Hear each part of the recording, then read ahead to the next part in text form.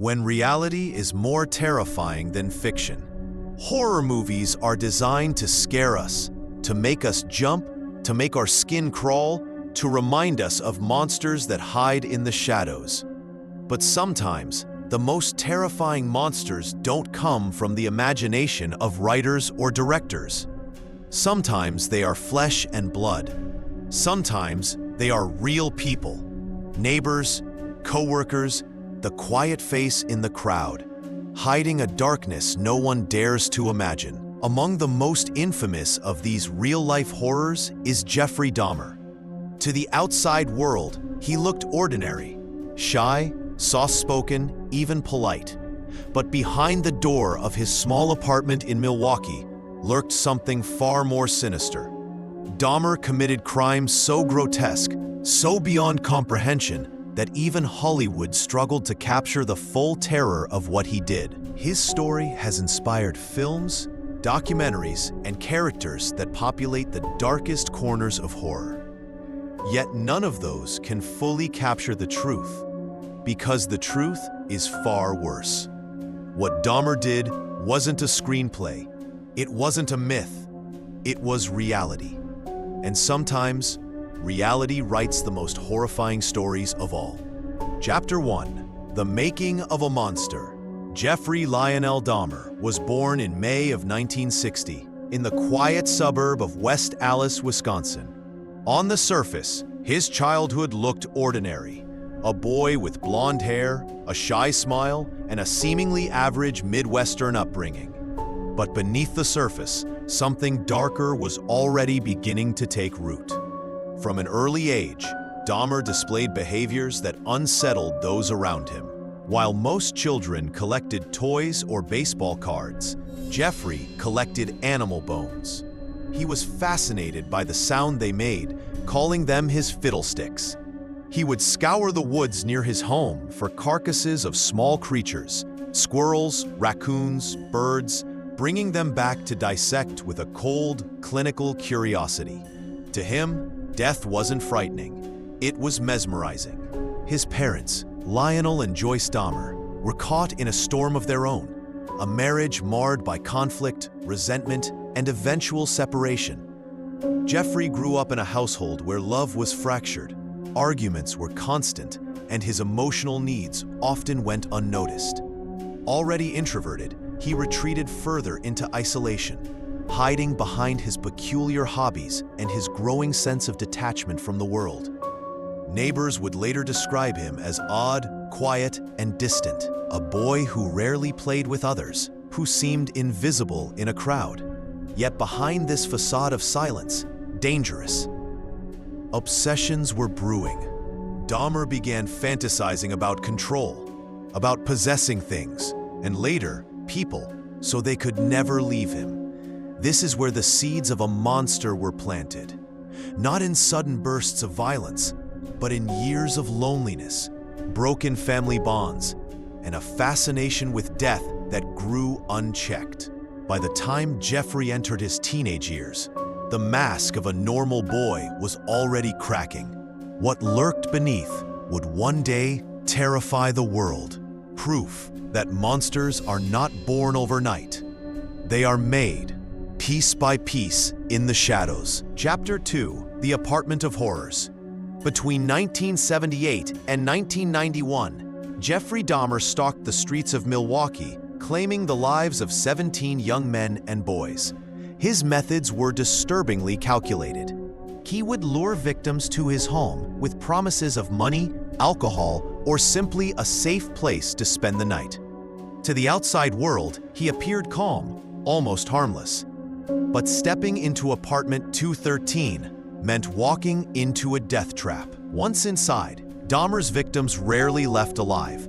He slipped drugs into their drinks, rendering them unconscious before strangling them. But death was only the beginning. Driven by a twisted desire for control, Dahmer kept his victims close, in ways too gruesome to imagine. Some bodies were dismembered and stored. Others photographed in staged positions, frozen in time as trophies of his dark obsession. When police finally entered his apartment on July 22, 1991, they stumbled upon a crime scene that defied comprehension. Inside the small one-bedroom flat, they discovered a true house of horrors.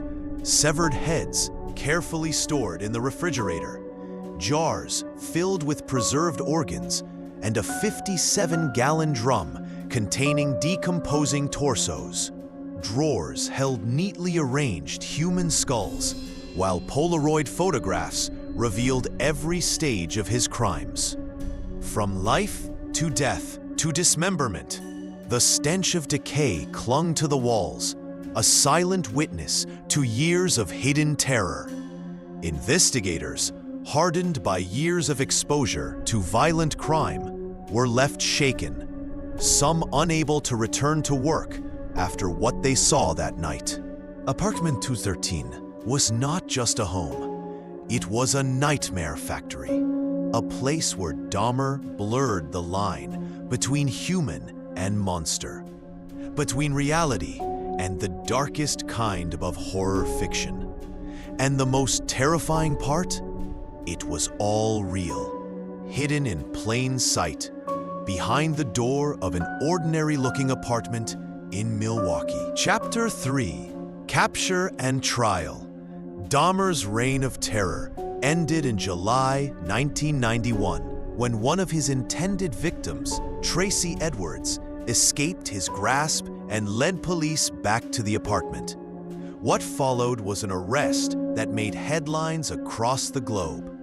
In court, Dahmer confessed to his crimes in chilling detail, describing his compulsion to keep his victims with him, even in death. He was sentenced to 15 consecutive life terms in prison.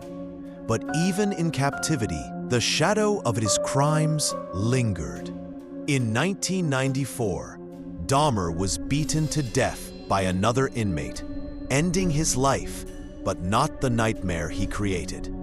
His trial left the world asking, was Dahmer born a monster or made into one by loneliness, obsession, and madness? Chapter 4: Horror that inspired Hollywood.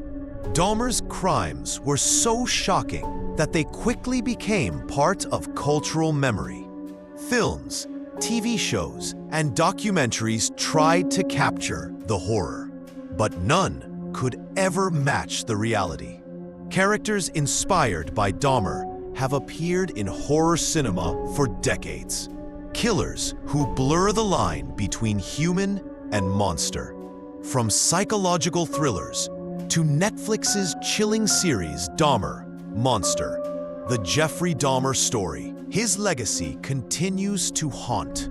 Hollywood may dramatize his story, but audiences always return to the same realization. No script, no performance, no special effects will ever be as disturbing as the truth. When fiction fails to hide reality, Jeffrey Dahmer is more than a name, a reminder of the darkest corners of humanity. His crimes force us to ask questions we may never want answered. How can someone so ordinary commit acts so monstrous? How many more like him hide behind quiet smiles and locked doors? Horror films let us escape into nightmares that fade when the lights return. But Dahmer's story teaches us something terrifying. Sometimes, the nightmare never ends. Sometimes, the real monsters are not legends, not myths, not demons, but people.